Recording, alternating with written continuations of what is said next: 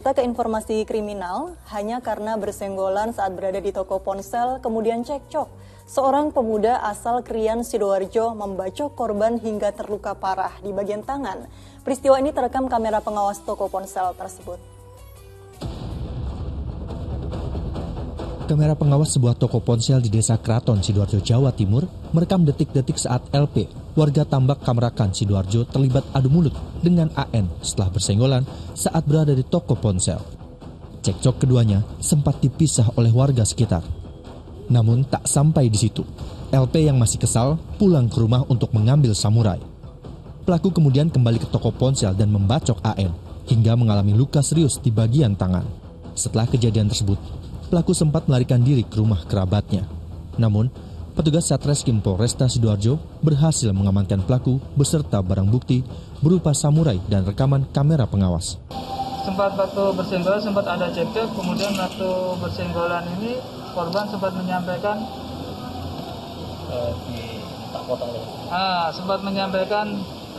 tak potong lehermu, sambil tangannya menyilangkan seperti ini.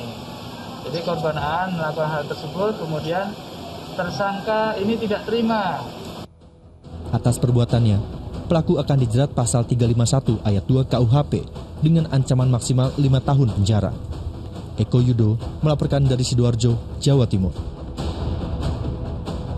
Ya, astagfirullahalazim, hanya karena bersenggolan saja satu nyawa hampir melayang dan untungnya korban bisa diselamatkan.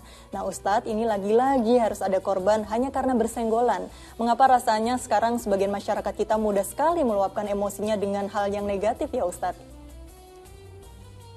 Nabi SAW memang sudah berpesan. Ada seorang sahabat datang kepada Nabi dan memohon agar Nabi memberikan pesan khusus untuk dirinya. Ternyata pesan Nabi diulang sampai 3 kali. La taghdab, la taghdab, la taghdab. Jangan kamu marah. Jangan kamu marah. Jangan kamu lampiaskan amarahmu.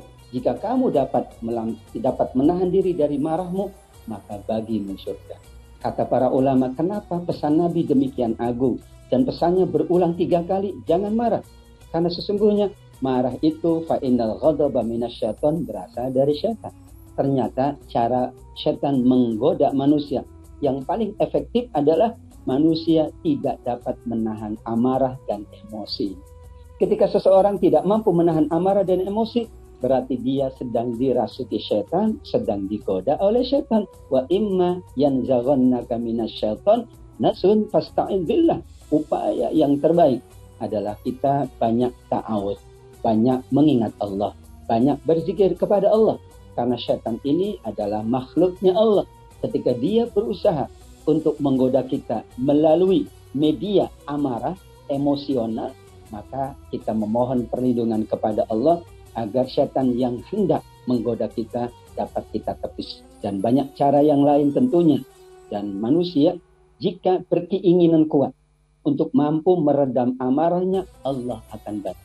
Tapi kalau manusia tidak punya keinginan untuk meredam amarahnya, Allah pula tidak bantu. Berarti dipersilahkan dia bergulat dengan syaitan. Dan memang syaitan itu selalu menjerumuskan manusia agar manusia tidak mampu bersabar. Agar manusia melakukan perbuatan tercela. Hampir saja terjadi hilangnya nyawa. Namun Allah masih mengendalikan. Untuk itu pesan Nabi yang sangat ringkas tapi amat sangat berharga sekali. Jangan marah, jangan marah, jangan marah. Bagi kita semuanya, insya Allah surga Allah Subhanahu wa Ta'ala. Amin ya Rabbal Alamin. Amin ya Rabbal Alamin. Adakah terapi khusus begitu Ustadz agar kita tetap bersabar walau dalam kondisi emosi yang memuncak? Iya betul, banyak terapi atau tips yang disampaikan oleh para ulama, bahkan para pakar. Bahwa seseorang itu sesungguhnya jika ia punya keinginan mengendalikan nafsu, meredam nafsunya, ia bisa. Namun jika dia tidak berkeinginan, memang sulit. Seperti kita menahan diri untuk tidak makan berlebih-lebihan. Kalau ada keinginan, tekad yang kuat, maka insya Allah kita bisa. Dan kalau kita bisa, kata Imam Ghazali, Allah akan menolongnya. Tekad yang kuat. Fa'idha azamta fatawakkal 'ala Allah.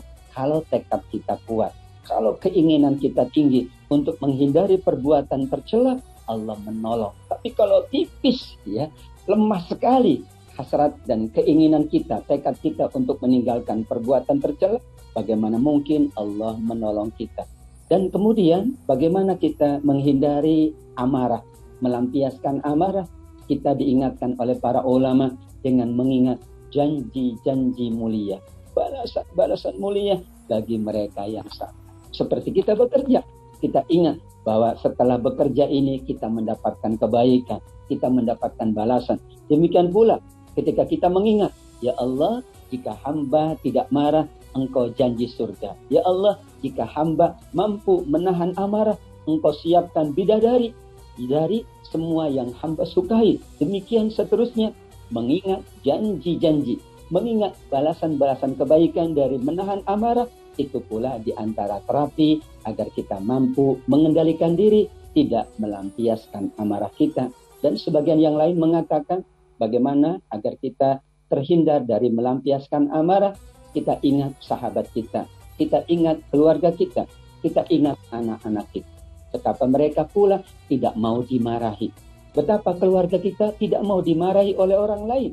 Bagaimana kalau kita memarahi orang lain? Tentu dia merasa terhina, tentu dia merasa terganggu. Kita ingatkan bahwa mengingat sahabat, keluarga, anak-anak, suami atau istri, bahwa mereka pun tidak mau diperlakukan buruk, maka kita hindari perilaku buruk tersebut demi kebaikan orang tua kita, keluarga kita, bahkan anak-anak kita, insya Allah. Insya Allah harus selalu ada niat, kemudian mengingat kebaikan-kebaikan dari Allah Subhanahu Wa Taala, termasuk meningkatkan keimanan dan ketakwaan, termasuk juga jangan memperburuk, melakukan kegiatan yang buruk kepada orang lain jika kita juga tidak ingin dilakukan seperti itu, begitu ya Ustadz. Nah Ustadz Atabik, ini apa sih keutamaan bagi orang yang sabar? Ya, sanajzil ladzina sabaru ajrahum bi ahsani ma kanu ya'malun. Mulianya sifat sabar sampai ada 3 jenis sabar. Sabar di dalam beribadah, dalam melaksanakan kebaikan. Sabar untuk tidak melakukan keburukan. Dan sabar menghadapi ketetapan dan takdir Allah Subhanahu wa Ta'ala. Kata para ulama, kenapa sampai ada 3 jenis sabar? Yang lain itu 1 jenis saja, tapi sabar sampai 3. Karena memang sabar dibutuhkan dalam semua kondisi. Siapa yang mampu bersabar, kata Allah Subhanahu wa Ta'ala, maka aku akan balas lebih baik daripada yang aku balas atas perilaku dan perbuatan-perbuatan yang lain. Kita katakan sabar itu berada di puncak tertinggi dari balasan Allah. Apalagi sabarnya sabar beribadah, sabar hanya melakukan kebaikan, sabar untuk tidak melakukan keburukan, sabar untuk tidak marah. Betapa agungnya balasan Allah. Nabi Shallallahu Alaihi Wasallam bahkan menjamin ketika salah seorang sahabat bertanya, wahai Nabi, bagaimana jika aku mampu bersabar, padahal aku mampu melampiaskan amarahku, karena aku lebih tinggi dari dia, aku lebih kuat dari dia misalnya. Nabi mengatakan, siapa yang mampu bersabar, padahal ia mampu melampiaskan amarahnya, justru ia dipersilakan untuk memilih bidadari-bidadari yang ia sukai, yang ia cintai. Inilah keagungan orang-orang yang bersabar. Demikian juga di dalam surat Al-Baqarah 155-156 diingatkan dari hadis Ummu Salamah. Siapa yang bersabar atas semua ketetapan Allah, maka ia akan Allah ganti dengan ganti yang lebih baik. Selain dari Allahumma ajirni fi musibati wa akhlufni khairan minha. Jelas sekali Allah akan memberikan pahala atas kesabaran, pahala yang tiada terhingga, dan Allah akan ganti kebaikan-kebaikan kita atas kesabaran kita di dalam menerima ketetapan dan takdir Allah Subhanahu wa Ta'ala. Insya Allah banyak sekali keutamaan orang yang bersabar. Semoga kita termasuk golongan orang-orang tersebut. Baik.